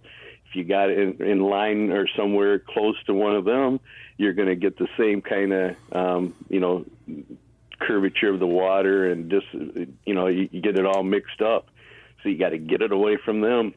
So what are you looking for? Undisturbed water? Undisturbed bottom of the boat. So you're looking at any place under the boat that is smooth from stem to stern, and you want to get it as closest to the middle of the boat, but not in the middle, but closest to the middle of the boat as possible, because you're turning. So one side of the boat will come out of the water if you turn this way, and side of the boat so you want to get it as close down to the middle, but not in the middle, okay? Because that you'll get another disturbance if you get it too close to the middle of just where the keel is. So why the advantage of? And you're going to go, Avery, this is a stupid question, but what's the advantage of being able to see fish while you're running? Because you're not fishing at that point, you're just running. No. Exactly. But sometimes it gets so bad you can't even see bottom. So now you're in trouble if you come over a shallow spot and you didn't know it was there. So not only fish, but you're in danger of maybe hitting something if you can't see at a little higher speed. So the thing is, fish are, when you do go over them, and I can see them even, at high speeds, not at 100 miles an hour, but at 25, 30 miles an hour, I still can see bigger fish. Even the little ones will show up. But what you're looking at, trying to find, decent-sized fish at that speed, when you do get it set up right, is take a very sharp lead pencil, and drop it straight on a piece of white paper. Bing, you got a little tiny black dot. That's about a 10-pound walleye at 25 miles an hour. It is. That's what it looks like, a little tiny yellow, red, blue, And then if you could go over that same dot on your screen at, say, 3 to 5 miles an hour, you would see the nice arc. It would go on one side of the transducer and come out on the other. That makes an arc. But you're going so fast, there's this bing, yeah. So, and we teach people, and that's really where it starts, is you start seeing a bunch of the little pinhead dots on your screen. I probably should slow down and take a closer look. And even if you're not really seeing as many as you think, because they do get out of the way, by the time at least you got an idea, this could be a good spot. We better set up. We better start fishing. Get your side planers out. Get your stern planers out. Get all your equipment out. Start. At least you got what you see is a potential spot right here. Now you got to find out what. Do you use side scan at all? Yes, I use side scan, and that's helped me. It's helped me in a lot of situation, tournaments, you name it, picking up rocks off to the side and fish off to the side, behind rocks, not behind them, but up next to them. I've learned so much about that, the side scan. And a lot in the past tournaments towards the end, that started to play a crucial role for me, is to go along and see what was off to the side of the boat, and then put a mark there, and then I could get back to it, and tell my trolling motor, my electric trolling motor, if I wanted to cast to that big rock out in the middle of Lake Huron or Saginaw Bay or, who knows what lake. I see it over there. I put a little, touch screen, bing, there it is. I tell my trolling motor to go there, or I maybe stop short of that point and put my finger on the screen just short of it, but I know where it is, and my trolling motor takes me there as I'm getting my pole out, rigging my pole, and when the trolling motor stops, I was able to cast to that rock or whatever I seen off to the side of my boat, and it worked probably, I would say 80% of the time at least. And that was, and now they got the, imaging and everything else, and we could get off on another tangent. I know we could do a 3-hour show just on fishing electronics alone these days. Oh, I know, and I got a new technique for wintertime that'll blow your mind. That we got to talk. Let's save that one for wintertime. In the meantime, I want to go back. In the meantime, I want to go back to your trip to the UP. Yeah. When you fish in the UP, how is that different than when you're down, say, on Lake St. Clair, Saginaw Bay, or something like that? Is it? I mean, obviously different bodies of water, but is a walleye, or do they act differently in different bodies of water? No, they don't. But what happens is I'm dealing with much smaller bodies of water, and first thing that people really look at, and I want to try to correct them, is they look, not to say they're wrong or anybody's wrong, look at the deeper waters in the lakes or the environment they're fishing, and they look for the humps. It's all good places to be looking, but the places that you can't look, usually because it's too shallow, are the ones that don't get fished. And even in St. Clair, I found that out too when I fished Lake St. Clair. We'd get right up in 4 or 5 feet of water at this time of year and later, and be catching the bejesus out of these walleyes and smallmouth and everything else that was in that skinny water. So I target water that people really don't want to go.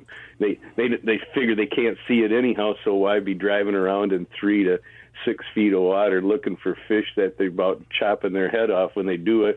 So I stay off of them kind of areas, and I start going along and casting, into the weed beds, the rock and gravel areas, and they were actually spawning when I was up there because the weather had been a lot colder than down here for much longer, and we were finding them in that shallow, gravelly area. And I was out this last Saturday, and they were still melting in my boat. You know, they're spawning in my boat when I was catching them. Mm-hmm. So I look in that shallow water when you go to the UP, always, you know, because they get undisturbed, and the weeds are just, they're not quite coming up there yet, but they're just starting, and that brings in wiggler, you know, the wigglers are in there, the little bugs and bait. And, you know, what blew my mind this last time, Mike, I couldn't believe what I seen in my live well. I was fishing the shallow. I could believe it, but I was really surprised. I put these fish that we were going to eat for supper in there, and got home. I took them out, and I went, "Hey guys, look at this." There was actually live wigglers, some live wigglers and some that were somewhat digested in the live well. The only way they got in the live well is the fish were regurgitating them in the thing, and there was a bunch of them. So people think, oh, they're only eating mayfly larvae, wigglers, you know, when they're hatching on the surface. Well, hey, they're rooting them out just like a lot of fish down in the bottoms. And we were in the shallow water all the time. That's where they were rooting out these wigglers. And my buddy, he went back there after, you know, I went home. He called me yesterday, and he says, "Mark, I caught them again, and they're full of wigglers in my live well." So he, you know, we feed off each other and teach each other things. So now I realize why maybe, you know, we should start looking in the shallow waters, and they're eating on more bugs than we think they are that time of year. Will, as the water temp warms later in the summer, will those fish leave that shallow water, or will they stay up in there all summer? They'll stay all summer. It just gets a little harder to fish because you got a lot of weeds. But when you get into them situations, what I used to do, and I still do, is I take my electric trolling motor, and I don't go in like a bull in a china shop. I ease in, and I look for little holes in the weeds, especially if it's cabbage weed. It's the killer. But I use fire line, 6-pound fire line, and a jig, 1/4-ounce jig in that shallow water. And I have a 7-foot rod because I got to reach around the boat, and I drop it onto the bottom, bam, bam, bam, bam, and pick it up a couple inches, hold it. If I don't get tunk, I move to my eyes are wandering. I see another hole, and I see another hole, and I see and I keep doing that. That's my cast. My cast is, you know, straight down in the weeds, banging the bottom, and any fish that are underneath the cabbage or coontail come running in because they hear it, and you get them. And the reason I'm using 6-pound fire line is because there's too many weeds. That fish has to come out of that same little hole. Well, hang on, Mark. Listen, we got to take a break. I want to offer you the coveted third if you can stick around. I can. All right. Mark Martin's going to get the coveted third this week here on the Outdoor Magazine radio show. His website, markmartins.net, and fishingvacationschool.com. When we come back, we'll follow up on this topic of pulling fish out of the weeds, and I have a few more things I want to ask him because he is Michigan's Mr. Walleye, and he's here on Outdoor Magazine.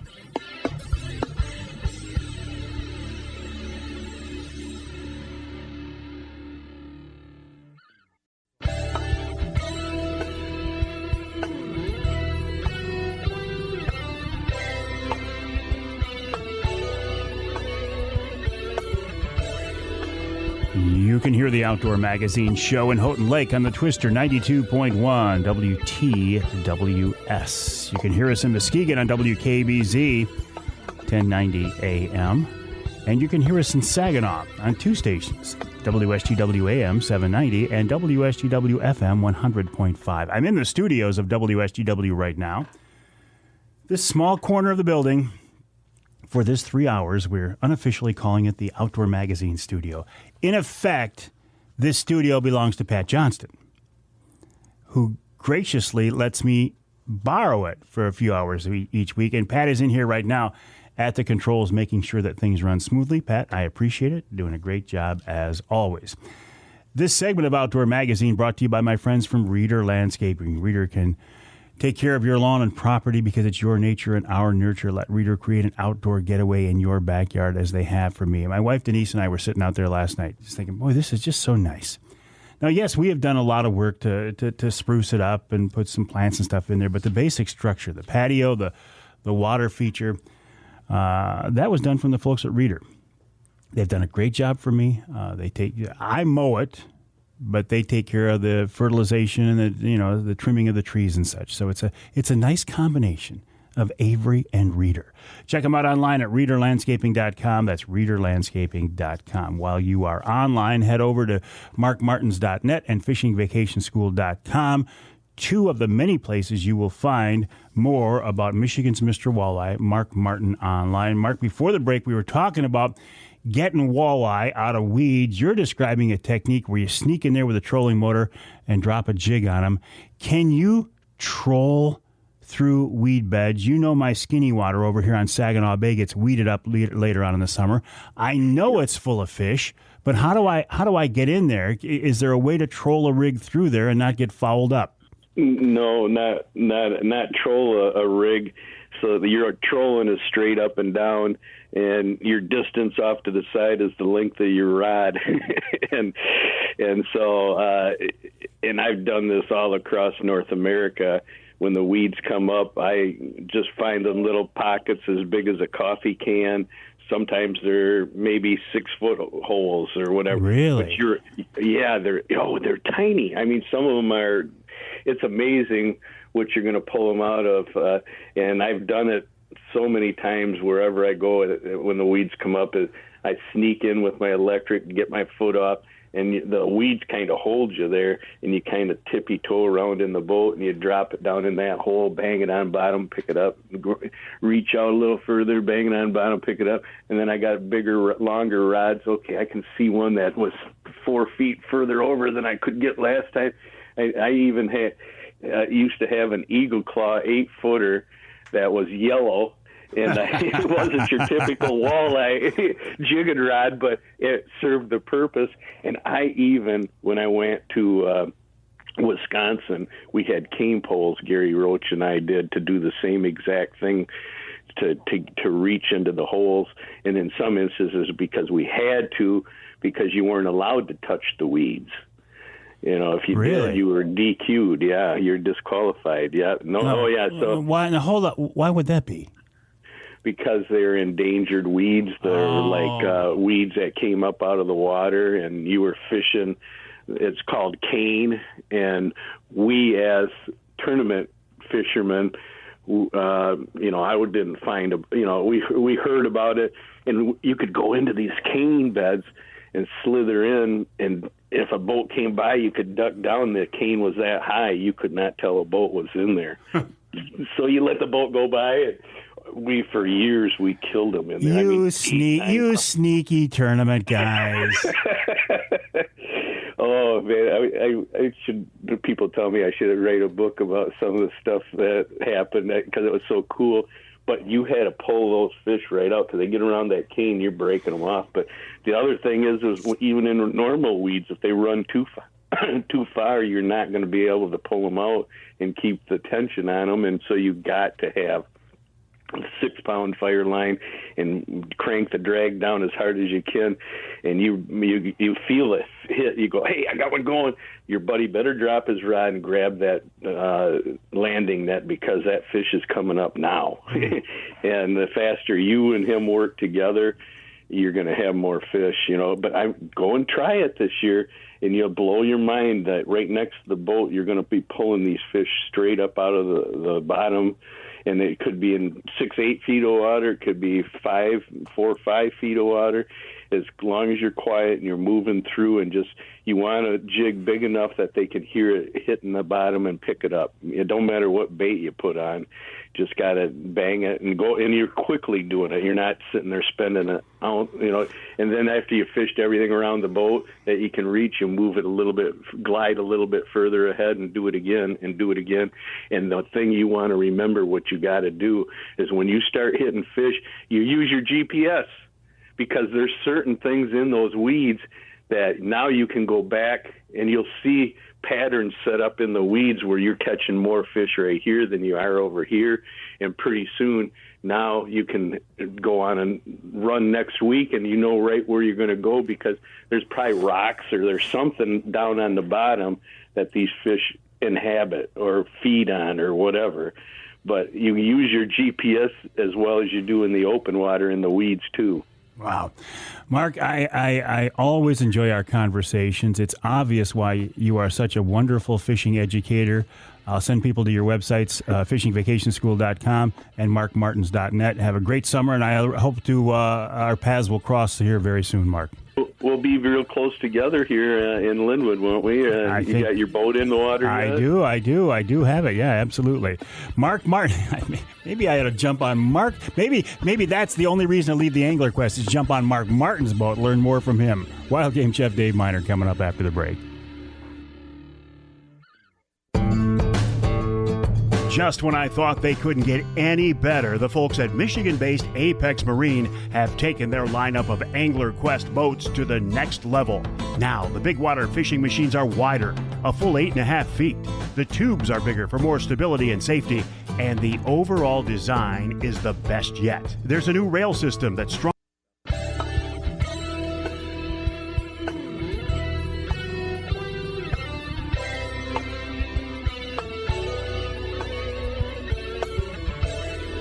Welcome back to Outdoor Magazine. My name is Mike Avery, also known as the Big Guy. So glad to have you along with us. It's hard to believe that wrapping up a 3-hour show. People say, how do you talk for 3 hours? Well, there's nothing to it. I mean, honestly, I feel like this 3 hours has just flown by, but it is such a blessing to talk about something that I love so much. In my case, the outdoors, this whole outdoor lifestyle of hunting and fishing and shooting. We've had some great guests on this week. And now, as we're in the studio recording, it's just about lunchtime, and I'm getting hungry. So there is no better way to wrap up this week's show than as we do every week with Wild Game Chef extraordinaire Dave Minar. David, welcome back. How have you been?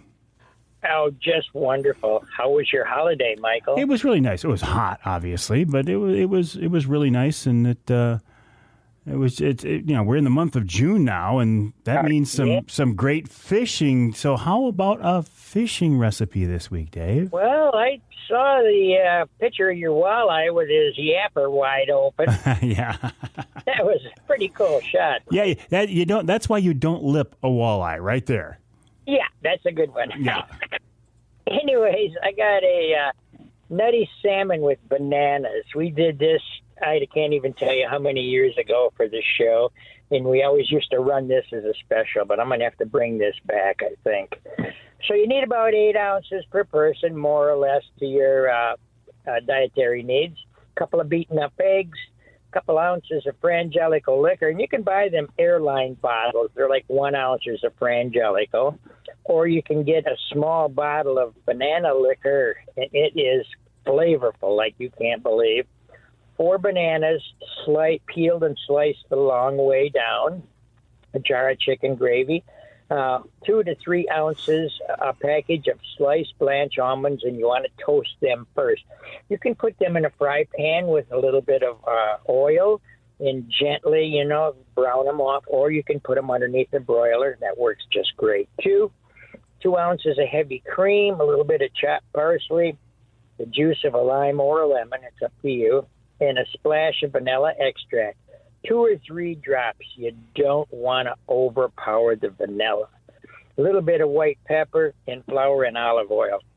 So what you're going to do is you're probably going to have to brown these pieces of fish in different batches because most people don't have a frying pan as big as we would at the restaurant. So dredge them in flour, then in the beaten up eggs in a nice hot pan, brown them on both sides, take the fish out, set it in a casserole or whatever you're going to be baking this in, because it's a baked dish at 350 degrees for about 10 or 12 minutes. So you can set them in the oven, and while this is going on, you're going to add the bananas to the top, the sliced long way bananas, set them on the top of the fish, and then you're going to take the chicken gravy, the lime juice, vanilla, a little bit of black pepper, the heavy cream. You can add the frangelico and banana liquor to this, and you won't have to worry about it flaming up because you've already got liquid in the pan. And so you can just stir this around and get it going real nice. Taste it and make sure that this is exactly the flavor you're looking for. It's really flavorful, I'll tell you what. So after you got the bananas sliced long ways on the piece of fish, you might have to cut the bananas in half also, and because the salmon is not going to be all that big. If you were using this with walleye, because walleye is a long fillet, you could lay the whole banana on it. So you might only need 2 bananas, cut the long way, and then in half again. So after you taste this, make sure that it's to your flavor. Pour it over the fish. Top it with toasted almonds. Pop it in the oven, 350 degrees, uncovered, because you want to reduce that down a little more to concentrate the flavor for 10 to 12 minutes. It's not going to take very long at all, and you don't want to overdo that salmon or walleye. Either one. Boy, both of these are great. We've done it with walleye and salmon. So would you have a preference with this for the walleye or the salmon, Dave? No, I like them both. Okay. Both of them go very, very well with the flavor of each fish. Well, it is a great time to be out there. Now, earlier in the summer, or earlier this season, you and I were talking, and you had some hopes of getting out on the water this summer. How are those looking? Not so good. Not so good. I broke my back last year. I had a bunch of compression fractures, and my doctor recommended that I do not go on the water. Oh. Pound and bounce around. So I think my fishing days, until I get further notice, are pretty well done. I thought you had. I'm sorry to bring it up. I thought you had something in the works that was going to make that happen. Anyway, the restaurant's open several days a week, right? Yeah, I had bought a 270 Sea Ray just to start fishing, and then I had to put it up for sale. Oh, boy. Yeah, we're open 4 days a week, Thursday through Sunday in the evening. And I don't know about finding more help. It doesn't look good, so that's our hours for now. All right, we'll take advantage of what we can get, David, and we'll talk with you next time right here at Outdoor Magazine. Wild Game Chef Extraordinaire Dave Minar, a big part of the Outdoor Magazine show. A great friend of mine, a guy I've known for many, many years, and just an absolute master when it comes to fishing wild game. My name is Mike Avery. My website is MikeAveryOutdoors.com. My email address, which is the best way to get in touch with me, is Mike@MikeAveryOutdoors.com. Do not forget about Wednesday Night Live coming up this Wednesday, the 8th at 7 o'clock. We will be live at the Brenton USA plant in Lansing. I look forward to having you there. Have a great week, and I will talk with you next time right here on Outdoor Magazine.